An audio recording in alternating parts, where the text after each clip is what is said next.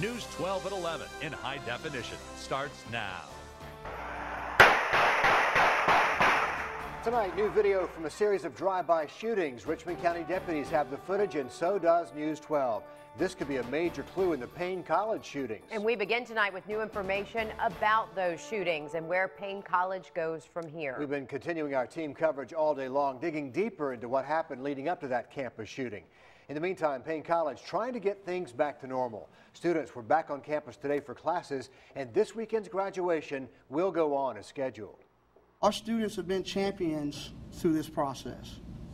They've stood in what we know to be one of the scariest moments, and our students still stood proud going to class, preparing for graduation, and the students are committed.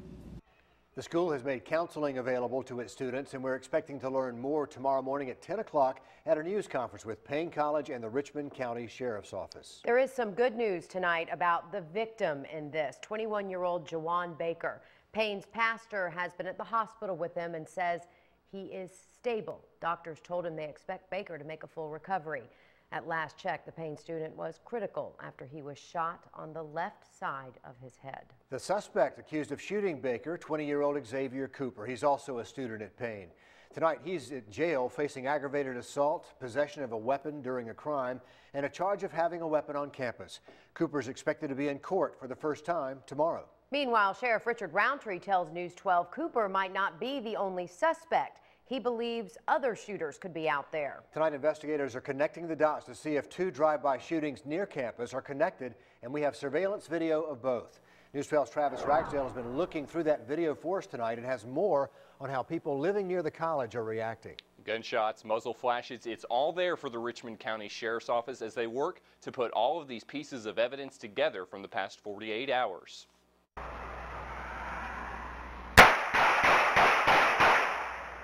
Through the surveillance cameras of a neighbor, the sound is clear. It came from that direction, down, slow down. And it's not the first time Willie Trice has seen it on his street. It's frightening. It is frightening because back in October I hit my house and car shot up right here as well. Hearing gunshots and seeing muzzle flashes is all too common for Trice and his neighbors. Within the last week I watched like 6 or 7 of my neighbors put their homes up for sale and move out of this neighborhood. They moved out over the weekend. Down the street they moved out about a month ago.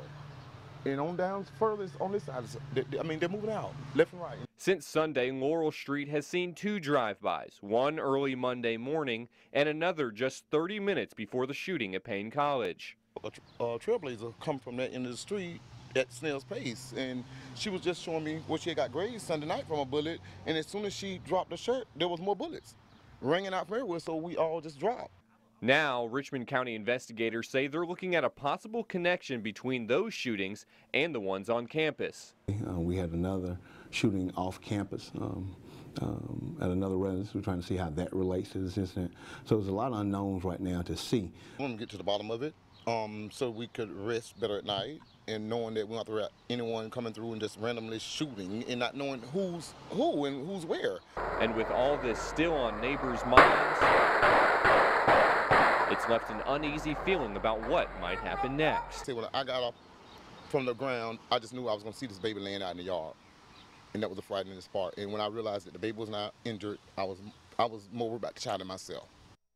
So in the past 48 hours, there have been 4 shootings in that area, 2 on Laurel Street near campus, and then 2 on Paine College's campus. A woman was grazed by bullet fragments in that first drive-by on Laurel. No injuries in the second, but lots of questions still left unanswered for people living on that street. Live in the newsroom, Travis Ragsdale, News 12.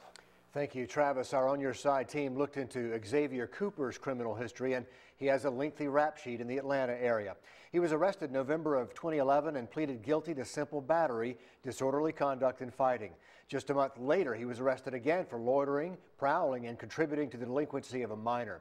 In December 2013, arrested on drug charges, and his complete criminal history you can find on our website, WRDW.com.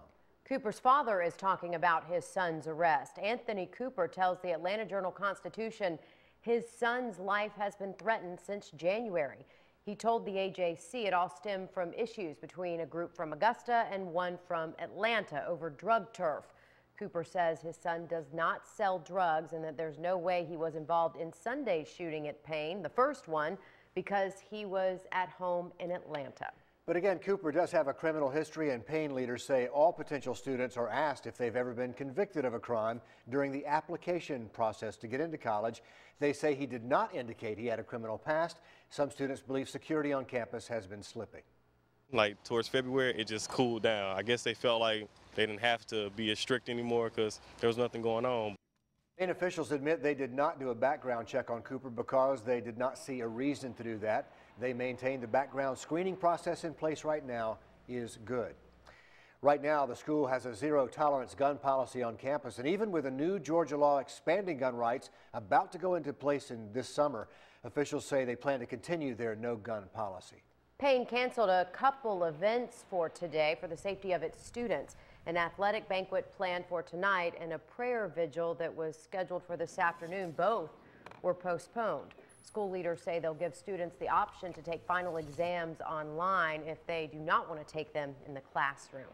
We are learning new details all the time about the Paine shootings, and we don't wait until our next newscast to pass them along. Head to WRDW.com for any overnight developments. We're also updating Facebook and on Twitter. Just search WRDW. Richard's Twitter handle is RRNews12, and I'm Meredith, WRDW. Shane's also tweeting weather updates at Shane WRDW. A lot of the updates today all about the heat. Going to give you a live look now at Washington Road and Berkman's Road.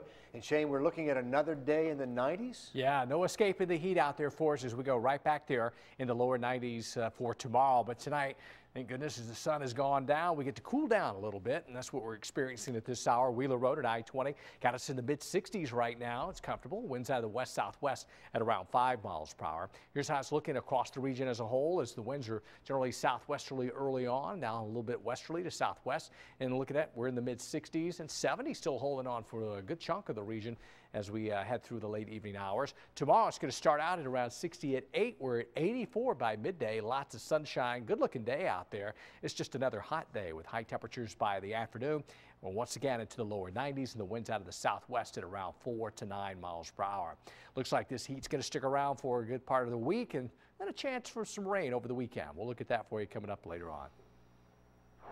From Crime Team 12 tonight, a Burke County teacher behind bars and on administrative leave after allegations of an inappropriate relationship with a student. 25-year-old Ashley Nicole Ash, a teacher at Burke County High, has been arrested and charged with aggravated child molestation. She is accused of having a sexual encounter with a 16-year-old student. Tonight, she is in the Burke County Jail awaiting a bond hearing set for Friday. Augusta commissioners talked for hours about SPLOST 7, the city's nearly $200 million sales tax package, and whether to try to take it off the ballot. But that isn't all city leaders talked about today. News 12's Ryan Houston takes you inside commission chambers with a wrap-up. You know, if you don't like it, don't vote for it. If you like it, vote for it. Augusta commissioners did vote on some issues, but the hot topic of the day is SPLOST 7. I asked today who put the list together. Nobody knows. The mayor put the list together. And the mayor don't make that decision. That's not his job. The commission voted for this SPLOST package to be on the May 20th ballot, and that's what I support. Commissioners Bill Lockett, Alvin Mason, and Marion Williams don't and are telling voters not to either.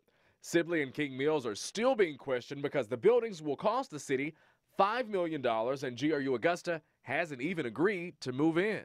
Still unclear. I think we're all unclear after the explanation that was given in terms of what the monies would be used for. We still don't know what it's going to be used for. They haven't committed yet, but also he said that the money could be used somewhere else if they don't. So it's not, we're just going to throw the money in the trash. No. Board of Elections Director Lynn Bailey told city leaders taking SPLOST 7 off the ballot would be really challenging since the voting machines are already set and voters have already started voting. I think it's too late, too late to take it off the ballot. But I'm just hoping that the people don't vote for it. I'm hoping it get turned down because it wasn't done right. In the end, taking SPLOST off the ballot was pretty much all talk and no vote. Commissioners could not agree on the $50 million list of projects for the engineering department and delayed that vote another week. In Augusta, Ryan Houston, News 12.